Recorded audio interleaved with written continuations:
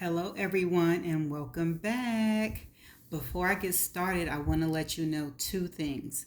The first thing that I want to let you know is that in the title of the chapter or the video, I'm sorry, if there's a letter D, that means that there is a definition video at the end.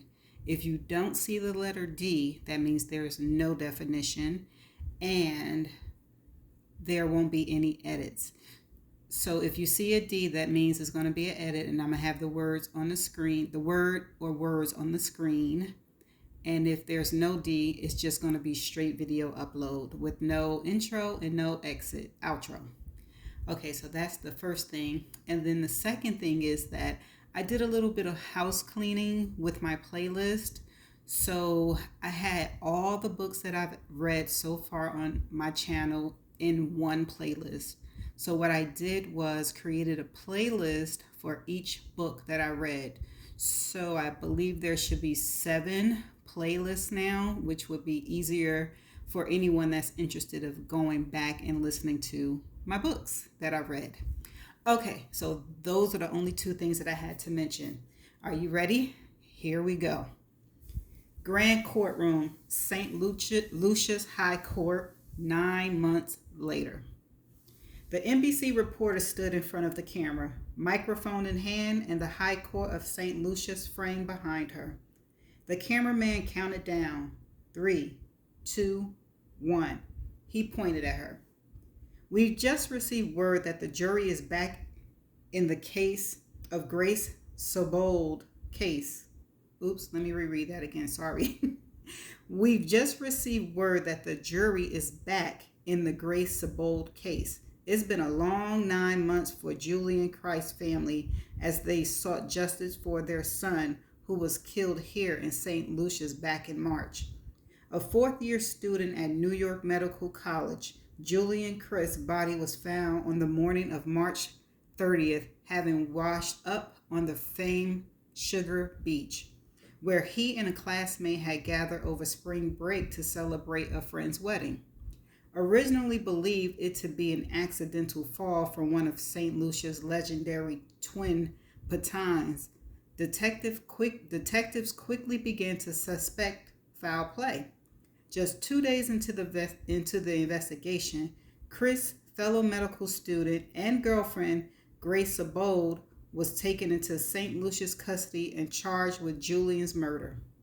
An intense and sometimes wild trial followed in St. Lucia's High Court.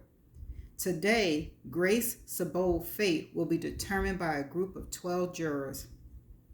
The reporter put her finger to her ear. The jury, I'm being told, is returning. We're going to take you inside the courthouse for the verdict.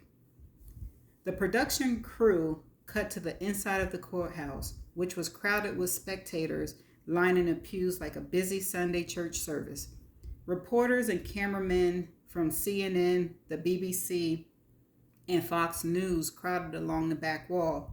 The jury members, shuffled into their spots, and the chamber buzzed with a silent trepidation that was broken occasionally by the snapping of cameras, their shutters opening and closing as photographers attempted to capture every gesture and facial expression. Through the stillness, a side door rattled open and a constable led Grace Sobold into the courtroom. The press was frenzied as they jockeyed for position to steal the best photo of the enigmatic Grace Sobold, described over the past 3 months as a combination of a brilliant future physician and ruthless murderer. The constable led Grace to her counsel, who was seated at a table in front of the judge. The lawyer stood when Grace arrived, whispered into her ear. Grace gave a subtle nod. The magistrate brought the high court to order with 3 booming raps of his gavel. This is St. Lucia's High Court, Southern District, presiding over the case of St. Lucia's versus Grace Sobold. He looked to the jury. Foreman, have you come to a unanimous decision in this case? Yes, Your Honor, the middle-aged man said, holding a thin folder. The constable took the folder from the foreman and handed it to the judge, who placed it on the surface in front of him. His face expression gave nothing away as he opened the file and silently read the verdict, then looked out at the crowded room. I would ask all who are present this morning to respect the High Court by refraining from emotional reactions after I've read the verdict. I further ask the press to remain in the media section and to please cross none of the barriers that have been constructed. The judge looked down at the verdict, paused briefly before setting his gaze on Grace Sabold. Miss Sabold, please stand. Grace stood, her chair piercing the silence of the courtroom with an awful screech as it slid across the tiled floor. In the case of St. Lucius versus Grace Behold, the judge said, on the count of first-degree homicide, the jury find the defendant guilty. A murmur went through the courthouse, a combination of applause from Julie and Chris' family and supporters to weeping and gasps from Grace Sabold's parents. By order of the High Court, Grace Janice Sabold, you have been found guilty of murder in the first degree and will be held at the Bordelias Correctional Facility to await sentencing. Ms. Sabold, do you fully understand the charges levied against you and the potential penalties for being held accountable for said charges? Grace mumbled a nearly inaudible yes. Would you like to address the court or the jurors as is your right? Grace shook her head and mumbled again, no. The judge rapped the gravel 3 more times as Grace Sabold's attorney tried to support her. The weight of her limp body overwhelmed him, and he settled her onto the hard wooden chair that had broken the silence of the courtroom moments before. The constable was quickly at her side, lifting her under her arm to usher her back to jail. Despite the judge's continual gravel banging, reporters shouted questions as Grace left the courtroom.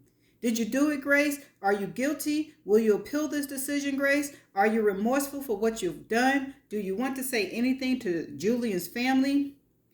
One particular adamant reporter made his way to the front of the barrier, leaned over the mahogany railing to get as close to the side door as was possible.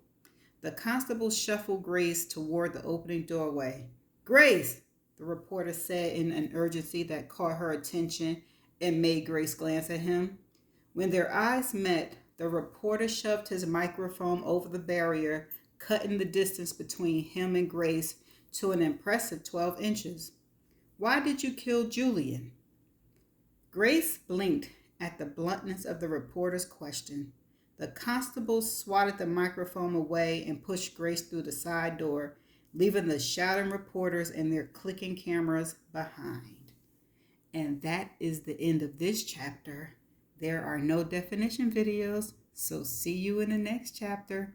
Bye.